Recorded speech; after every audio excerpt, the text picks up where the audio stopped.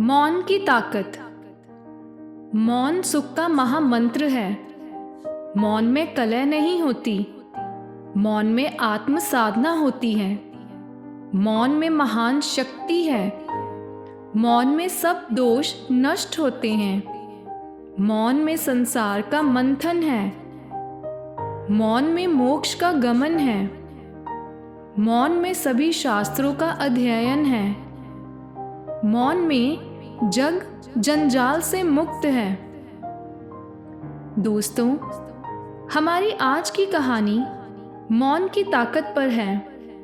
कहानी को अंत तक जरूर देखें ताकि आप भी इससे प्रेरित होकर अपने अंदर की मौन की ताकत को पहचान कर पूरे समाज में अपनी बढ़िया पहचान बना सकें।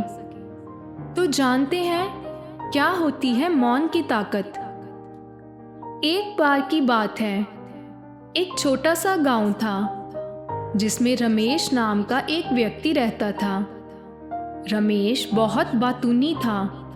वह हर समय बोलता रहता था, चाहे कोई सुनने वाला हो या ना हो। उसकी बातों में अक्सर शिकायतें, दूसरों की बुराई और बिना सोचे समझे राय शामिल होती थी।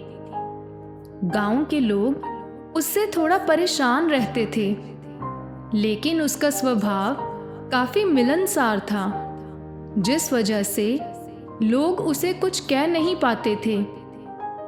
एक दिन उस गांव में साधु आए। वह साधु बहुत शांत और गंभीर स्वभाव के थे। रमेश हमेशा की तरह उनके पास भी अपनी बातों का पिटारा लेकर पहुंच गया।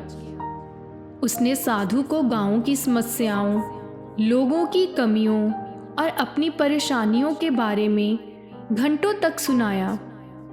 साधु चुपचाप और शांति से उसकी बातें सुनते रहे।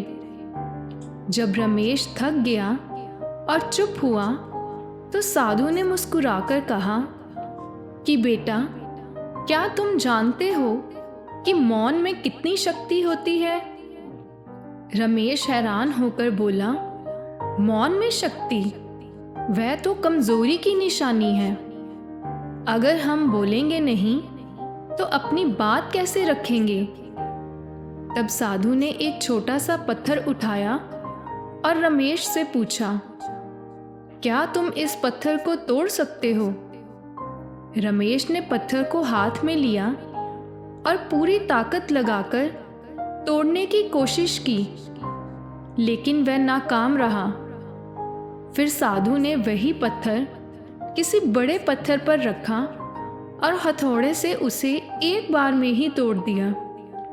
साधु ने कहा, देखो बेटा, पत्थर वही था, लेकिन जब उसे सही तरीके से और सही समय पर तोड़ा गया तो वह टूट गया।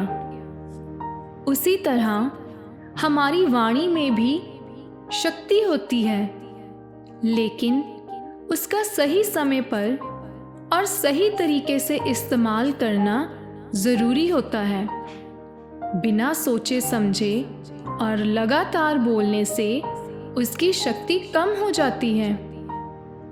रमेश को साधु की बातें समझ में आ गईं। उसने महसूस किया कि वह अक्सर बिना सोचे समझे बोलता रहता है, जिससे उसकी बातों का कोई महत्व नहीं रह जाता। उस दिन से रमेश ने धीरे धीरे कम बोलना शुरू कर दिया। वह ध्यान से दूसरों की बातें सुनता और सोच समझकर अपनी राय रखता। उसके इस बदलाव को लेकर गांव के लोग हैरान थे। अब वे उसकी बातों को ध्यान से सुनते थे, क्योंकि वे जानते थे कि रमेश अब सिर्फ जरूरी बातें ही कहेगा। रमेश ने महसूस किया कि मौन उसे अधिक समझदार और विचारशाली बना रहा था। उसे यह पता लग गया था कि अपनी बात और राय कब और कैसे रखनी चाहिए। उसने यह भी जाना कि कभी कभी ना बोलना ही सबसे शक्तिशाली उत्तर होता है। धीरे धीरे रमेश का सम्मान गांव में बढ़ने लगा।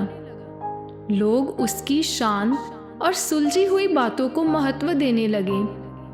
उसने समझ लिया था कि वाणी की शक्ति तभी असरदार होती है जब उसका मौन के साथ तालमेल बिठाया जाए।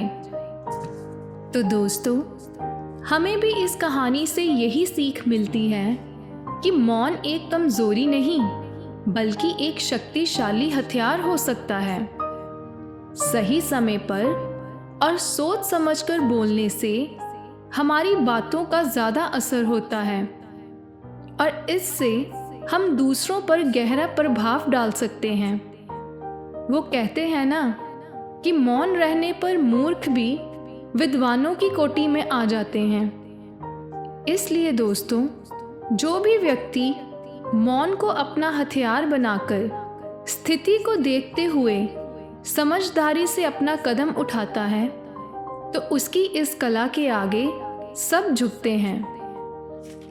अगर आज की कहानी आपको पसंद आई हो तो चैनल को सब्सक्राइब और वीडियो को लाइक और शेयर ज़रूर करें।